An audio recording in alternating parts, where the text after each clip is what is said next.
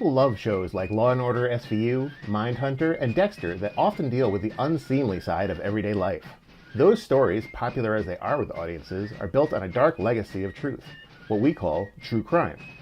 Well, it would take a whole school of psychologists to understand why we love these stories. It takes just one good storyteller to grab your attention. M. William Phelps is just one such writer. A Connecticut native, New York Times bestselling author, and successful podcaster, he joins us today in the Municipal Voice. The Municipal Voice is the Connecticut Conference of Municipalities podcast in collaboration with WNHH LP 103.5 FM. I'm your host, Matt Ford. As always, be sure to give us a like and let us know what you're thinking in the comments. CCM's Municipal Voice podcast continues to present a key forum on important state-local issues. The views expressed do not necessarily reflect the consensus views of CCM or member municipal leaders.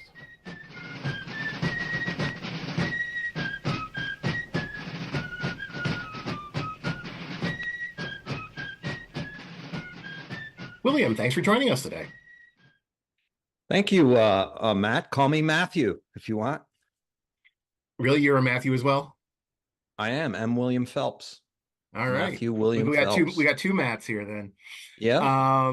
So you have written 45 books, hosted an extremely popular podcast, worked on hit TV shows, and we want to get to all of this stuff. But first, I want to kind of go back a little bit. Sure. When did you know you were going to be a storyteller? Oh, geez. I probably from the time I was in third, fourth grade. I mean, I just love to write. Yeah. You know, I love to, but what I was writing felt like it needed to be longer. You know, I couldn't tell a short story in a couple of sentences. Yeah. I wanted to tell, long stories. And then it just grew. I mean, I was always a fan of like dramatic television, like Bonanza, Wild Wild West with and so I wanted to do that. I wanted to tell stories. I had a wild imagination. You grew up in Connecticut and still live here. Was there East Hartford? Yeah. Yeah. Was there anything that you could point to in being here that made you want to tell these stories? I've often thought about that. I obviously get asked that question a lot, and not really. I mean, I like to say the day before I was a true crime author, I had no idea that I was a true crime author. I didn't set out to be a true crime author. I set out to tell great stories of human beings, nonfiction stories, real stories, and just of interesting people. And it just so happened my first book turned out to be a serial killing nurse from Northampton, Massachusetts. So I got kind of labeled. So other than your books, obviously you have written for the Connecticut Magazine, Hartford Current. Was that earlier in career, later? How did that come about? Well, the Hartford Current and the Providence Journal and those things, I was just looking to get anything I could published when I was in my late 20s, early 30s, and I would write op-eds. I would write about politics, sports, music, and anything I could get in, so it was just kind of learning my chops. Connecticut Magazine came to me 4 or 5 years ago and wanted me to do a story about a true crime story about a Connecticut case. So actually I did a cover story about the girls missing around the town that I lived in at the time. And one of the girls I grew up with, which became the first season of Paper Ghost, my podcast. Yeah. I won an award for investigative journalism, actually, for that story. Yeah. So when you knew you wanted to tell stories, did you know you wanted to be a journalist, that you wanted to do true stuff, or did you ever dabble in fiction?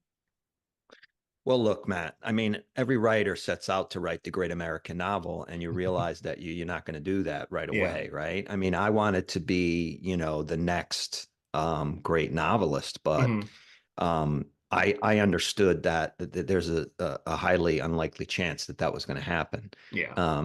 And when I started talking to agents, they were like, look, if you want to write books, nonfiction, you're a journalist anyway, stick with that. And, you can write novels later, which I ended up doing. Hmm. So, yeah, I did want to write.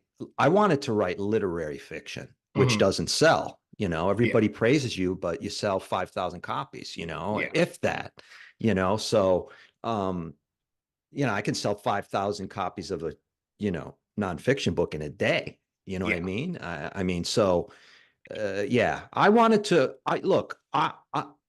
The short answer to your set of questions here is this: I wanted to be a writer, Hmm. and nothing was going to stop me from doing that. Yeah. So whatever way I could get in, I got in. Yeah. I had to write for a living, or my soul would not be complete. Yeah, Yeah. So as you said, you've done the fiction, nonfiction, but a lot of what you're known for is your true crime writing. And it's a bit different than most types of storytelling because you have to engage the audience while giving the backbone of investigative journalism that lends to the story. It's truth. How do you find the right voice when you're telling these stories? I don't know. I saw that question, and I was like, I don't know what the um where that comes from. I Yeah. sit down and a lot of times, Matt, when I'm writing a nonfiction book, I don't start at the beginning. I start at Hmm. the end, I start in the middle, and I just kind of find my flow, and it starts to get going. Yeah. But I have a particular way that I write, and that's what's going on in here. Hmm. So it's kind of, it's kind of one of the reasons why the podcasting has worked out so well for me, because Hmm. the way that I write is I write for an audience. Hmm. So I understand my audience. I Yeah. understand the way they want the stories told, and I try to give that to them. That's great. Another difficulty in what you do is remaining respectful to the story because, unlike, Agatha Christie books or something, these are real people. How do you stay faithful to Sure. them? Well, whenever I go into an investigative project, whether it's going to be a book or it's going to be a limited series podcast, a long piece, Hmm.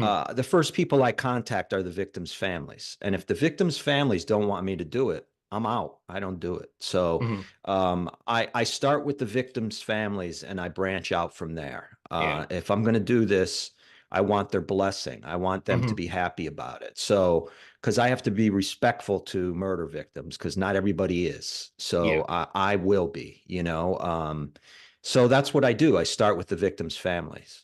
Yeah.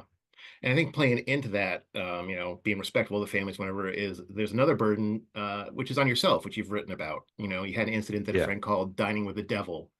Uh, a priest said was a Yeah. warning. How do you handle the burden of all these stories?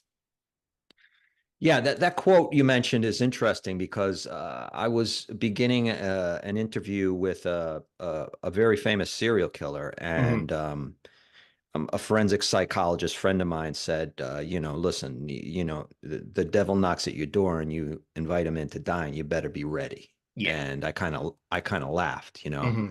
um, and and uh, I ended up interviewing that serial killer for like 11 years. I Yeah. mean, so uh,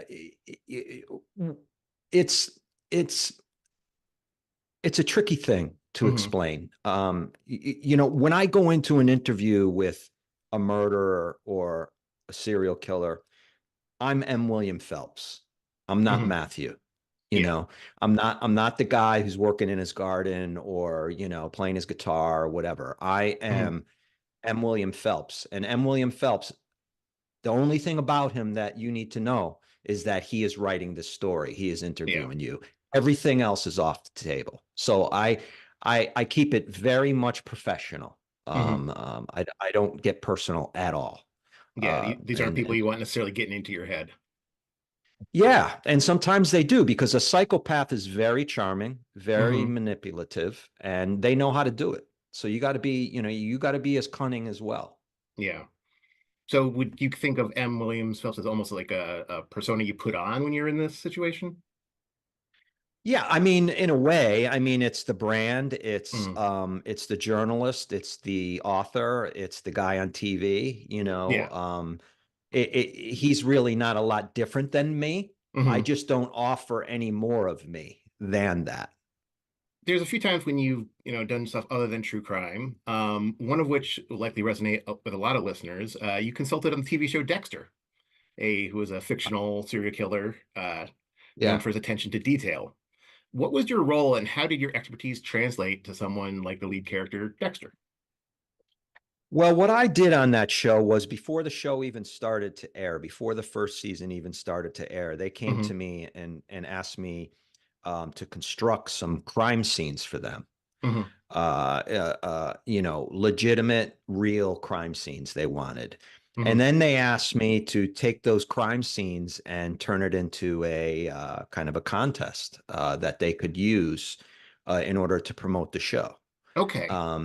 So I commented on, they would ask me questions about blood spatter and is this right? Is that right? Hmm. So in general, it's a general kind of consulting over just, they needed to know from an expert Yeah. what an actual scene looked like when they were starting out. I mean, there's a longer story involved there. Yeah. I ended up What saving was the them contest to, like, for the people to figure out what the crime was, like how to solve it? Was well, this is the interesting part of it. So they Yeah. come to me and they say, listen, we we've designed this contest where in the back of five semi tractor trailers, Hmm. they're going to be glassed in, and they're going to be like in Times Square, in L.A., in Chicago, in Miami, in these big Okay. cities, and there's going to be a crime scene in there. And what Hmm. we want you to do is we want you to get five serial killers, famous serial killers, Hmm. and you design the scene, and then you know who did it, and the people would come up and they'd guess who did it. And if they Hmm. guessed right, their name went into a box for a new car. Okay. Okay. So So were I you said, so recreating I, real scenes, or were you well, creating scenes like using their MOs? well, that's what they wanted. They wanted Hmm. real scenes. And I said to them, I said, all right. So I said, so what you're going to do is you're going to put real victims of a real murder in Times Square, and you're going to have a contest about that.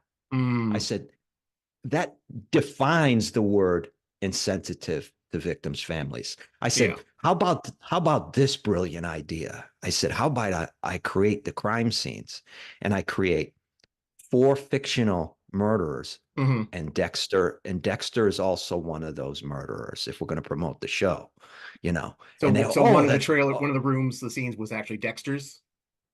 every one of them Dexter did. That Okay. was that's what it turned out to be, Oh, that so was it the was secret. They just, were all Dexter. Okay. and they That's were really all cool. Dexter, and you had to figure out how he did it.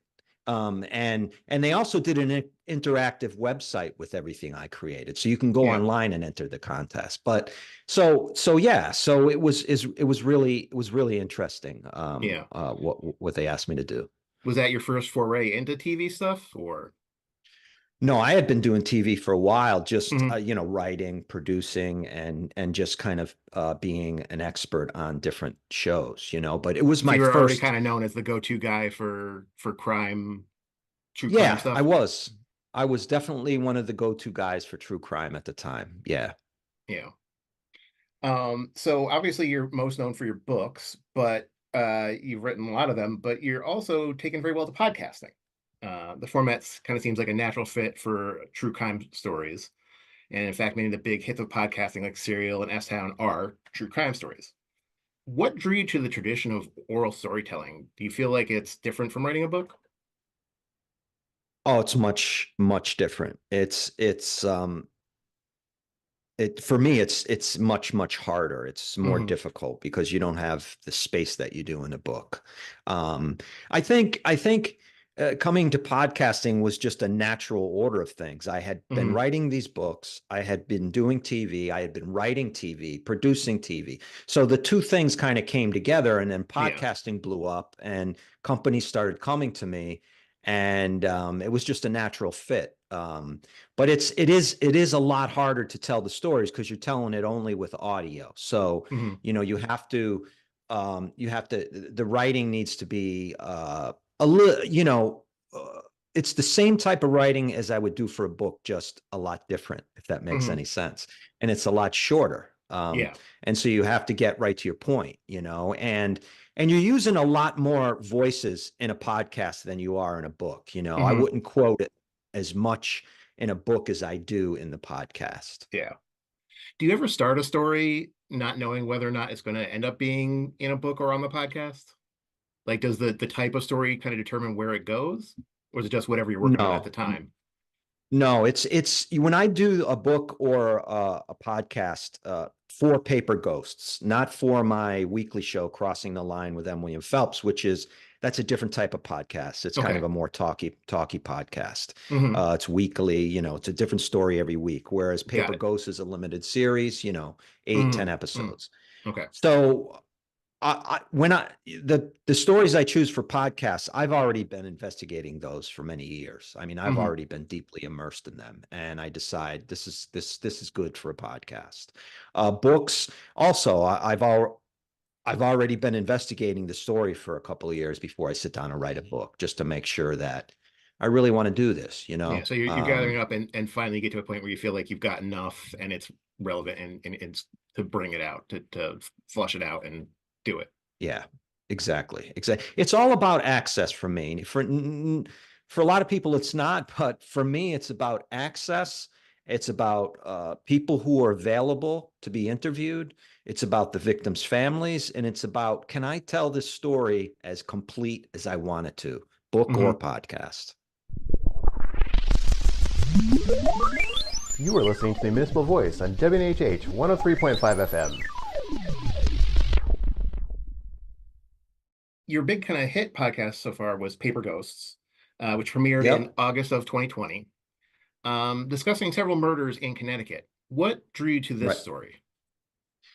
Well, what drew me to that story is I had been investigating the missing girls from Talon County, Connecticut for 10 Hmm. years before I started doing the podcast. Hmm. I knew the families. One of the girls missing, Lisa White, her Hmm. mother had come to me and asked me to investigate that 10 years before. She said, look, everyone's given up. I know you can do it. I knew her. I went to school with Lisa White's sister, April. Lisa White was my age. She went to the same school system I did, and she disappeared when she was Hmm. 13. Um, and so that was just the natural first case for me for Yeah. Paper Ghosts. I mean, that case defines the kind of euphemism Paper Ghosts, which is a paper ghost is a missing person poster on a Hmm. telephone pole. That Yeah. person has now become a paper ghost. So that case or cases defined what the show is about. Yeah. And so you identified with that story early on because just you identified with the victim. The victims, and I had a lot of access. I knew a lot of the detectives who have Mm. investigated the case over the years. I mean, these were guys and gals I've seen around town. I Yeah. knew all the locations. I had a lot of sources. I had a lot of inside sources, unnamed sources. Yeah. So it was just a natural thing for me to do. Yeah. And how was it to research that? How did it feel to dig up new threads, new evidence? Well, it feels good in the sense that I'm bringing my goal when I do this stuff a lot of times is to bring answers to the families. That's why I Hmm. go to the victims' families first, and I tell them, look, um, it's likely I'm going to bring you answers. If I dig into this full time, 50, Hmm. 60, 70 hours a week for a year, I'm Hmm. going to find some new stuff. Yeah. And I want you to be prepared for that, whatever it is.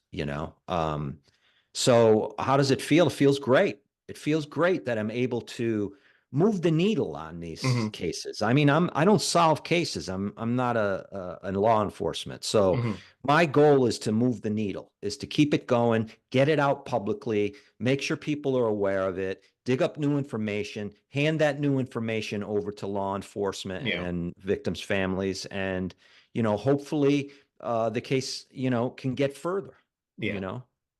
Are there any cases that you've helped with where your help has kind of helped solve something? Yeah. Yeah. I mean, this fourth season of Paper Ghosts, which Hmm. is airing now, which just won't, is live right now. The McDonald County Sheriff's Office in Missouri, Hmm.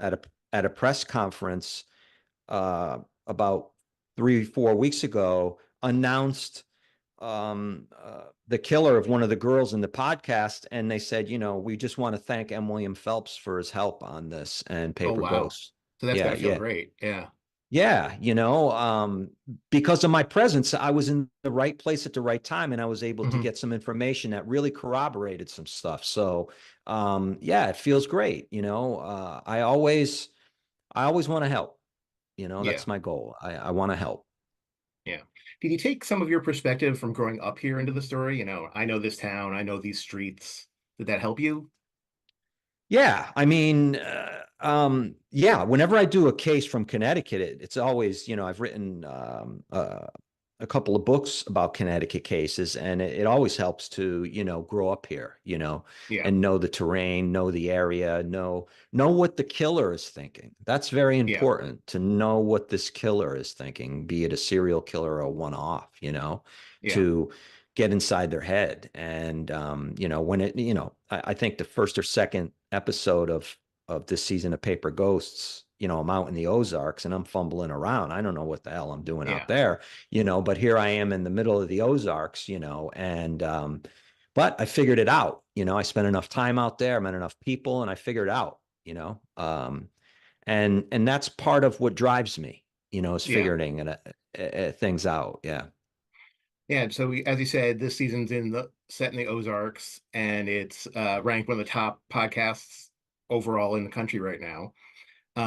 Is there some relief in knowing that these stories are out there for people to hear, so you don't just have them so the victims get known? Yeah, that's really important. I mean, unlike a book, um, Paper Ghosts reach, the reach is in the tens of millions of people. Yeah. So any one of those people could have a missing piece of the puzzle Hmm. and not even realize it till they hear the podcasts. So that is really one of the benefits of this. Millions Yeah. of people are downloading this show. They're listening to this story. And Hmm. one of those people could be living in Alaska now, who lived in the Ozarks and left the day before the body was found and not even know this case exists, but could have Yeah. information. So that is really helpful. And I get emails, Facebook messages, social media messages every day Hmm.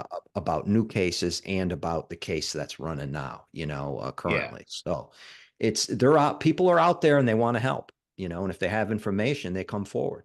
Yeah. That's cool thinking about like figuring some of the stuff out almost by crowdsourcing. Yeah. Yeah. Yeah. It's like, I can wean out, the stuff that doesn't really help, but people Yeah. need to say it for some reason. But you never know what nugget's going to come in to connect, or should I say link's going to come in to connect that chain together, and bang, Yeah. you're looking at a murderer. You're Yeah. looking at justice after 30, 40 years. Yeah. Yeah. So nine times out of ten, it's not anything helpful, but that one time can be important enough that you have to look through them all and not just be like 99, I'd say 99 out of 100. 99%. Yeah. Yeah, it's being charitable. um, but I don't want to stop people from sending stuff in because everything is helpful. And it's also helpful to me to hear from people about cases. They Hmm. send in cases. My son, he fell in a river and they say he committed suicide, but I don't think he did. Can you look Hmm. into it? And da. So I get a lot of that as Yeah. well, and I check it out. I check it out. If I can help, I generally start looking into something. Matt, Hmm. the thing I do is when I'm doing this stuff is if I start looking into something and I'm meeting a lot of resistance, it depends on who the resistance is from. Hmm. Um, uh, I back away Yeah. because I'm not going to get far. But if I go into something and I'm moving along, moving along, and I hit resistance from certain people, then Hmm. I want to dig further Yeah. because now they're hiding something, right? So Hmm. it's a careful dance. You really got to know what you're doing with this stuff. It's I've just figured it out. I've learned to do it. No book, no nothing. I just kind of figured it out On on the my job way. training. Yeah. Yeah, yeah, yeah, yeah, yeah. Yeah. Look, I you suppose want it. there's no manual really for what you do. There's. There's really no manual for anything. Yeah. And the way I approach things is, if I want to be the best boxer, Hmm. I'm not going to study a book on boxing. I'm not going to shadow box in my basement. Yeah. I might do those things, but at some point, I need to get in the ring with Mike Tyson if he's the Hmm. best boxer, and I need to go right at him, Yeah. right? Because he's going to teach me how to box, right?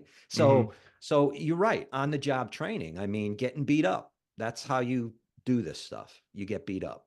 Yeah. So, I mean, do you feel like I would hope you feel like you've gotten better at this over the years, like honed a lot of these things?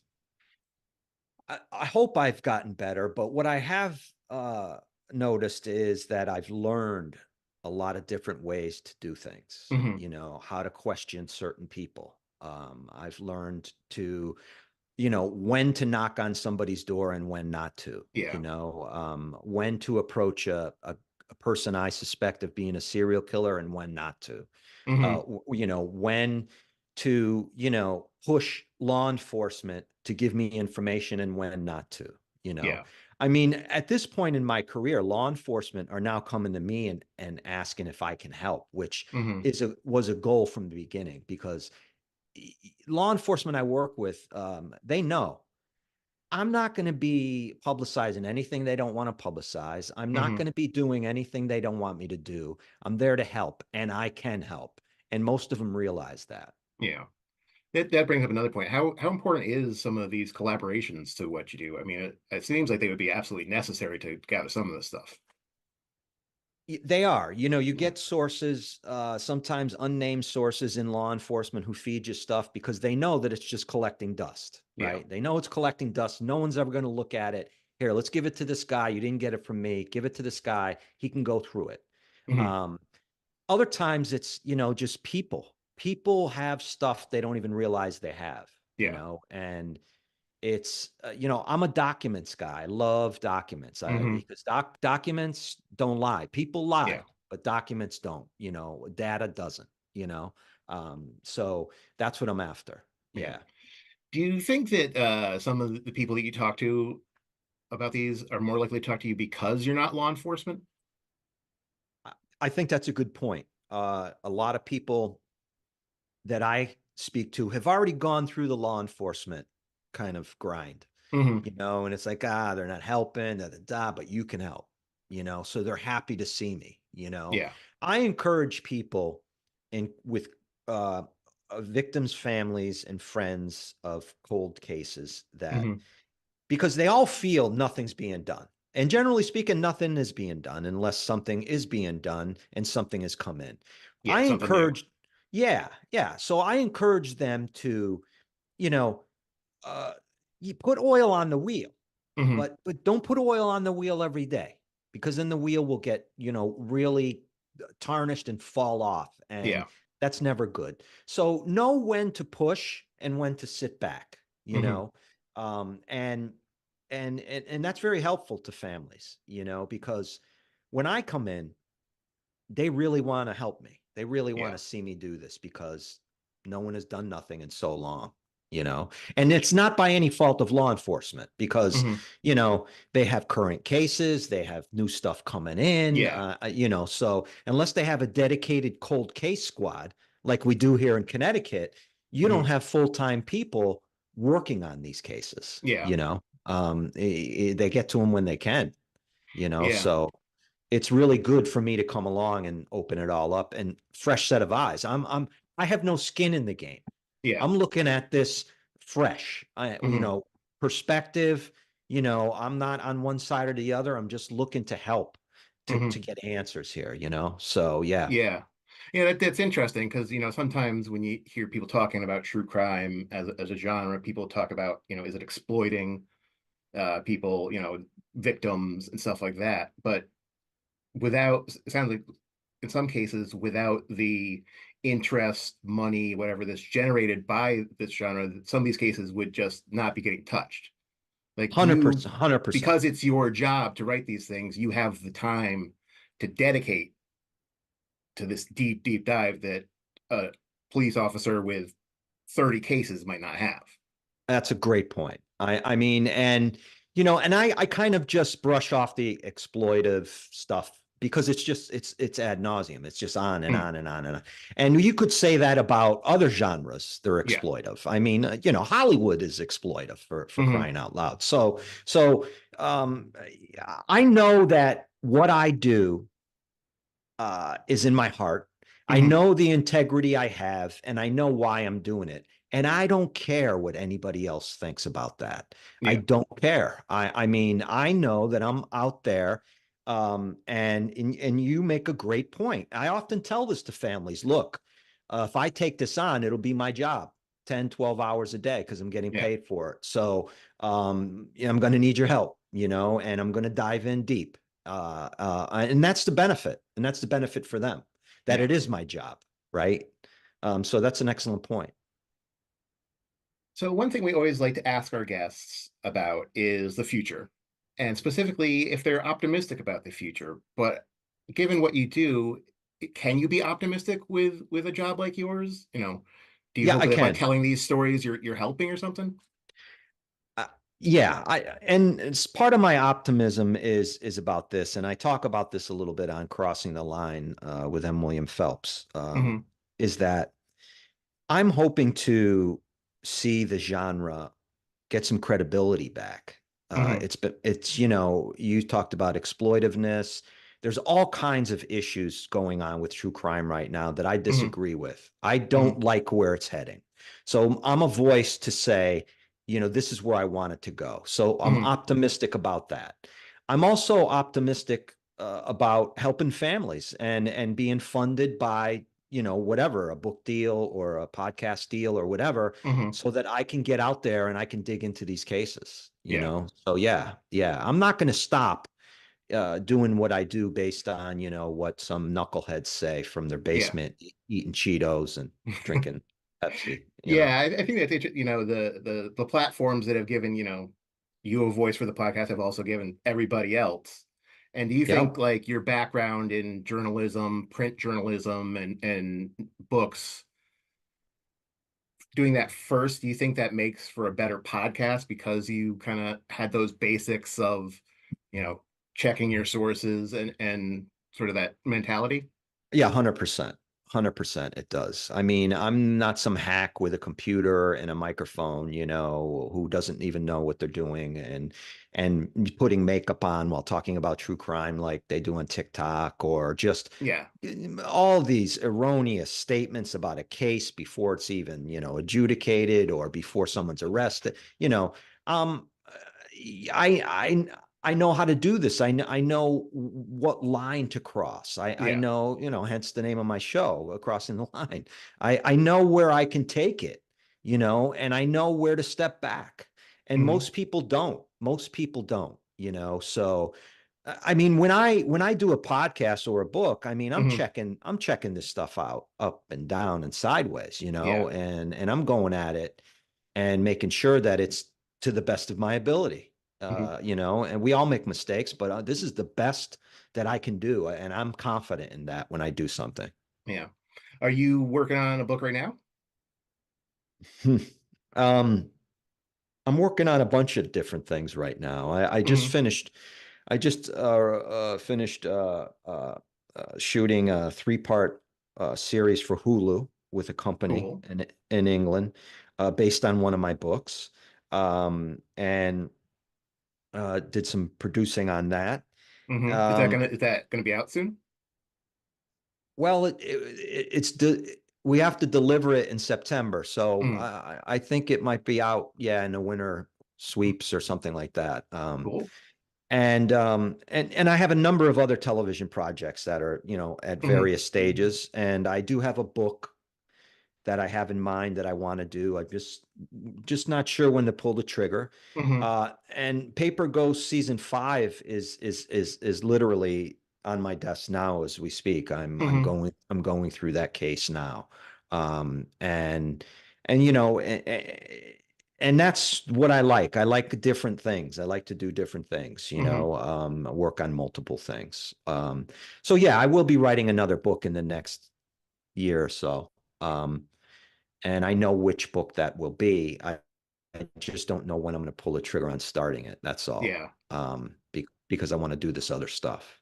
Hmm. And crossing the line with M. William Phelps is, you know, that takes up a lot of my time. It's an ongoing weekly podcast, and I tell Hmm. a different story each week. You know, one of I do a lot of Connecticut-based stories. You know, I Hmm. told the story of the Bumble death in Bridgeport. Two Black women who were found dead on the same night, and Hmm.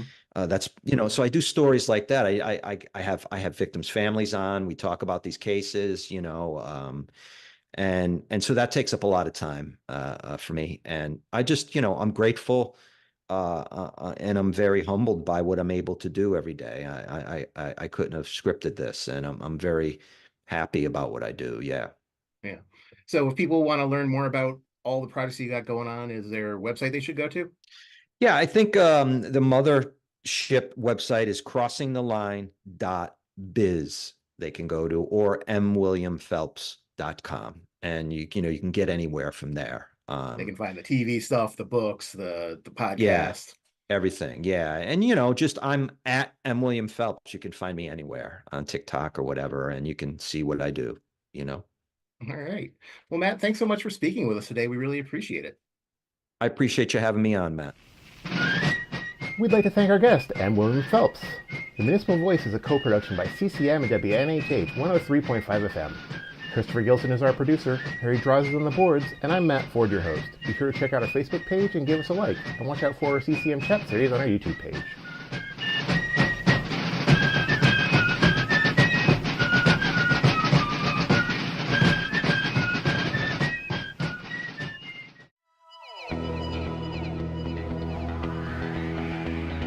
Hi, my name is Tony Moran. I am the mayor of Mansfield, Connecticut, and I would like to invite you to join us on April 30th from 6 to 9 p.m. for a meeting of the 119K Commission, a CCM commission that is studying the problems of disconnected or at risk for disconnect children in the state of Connecticut.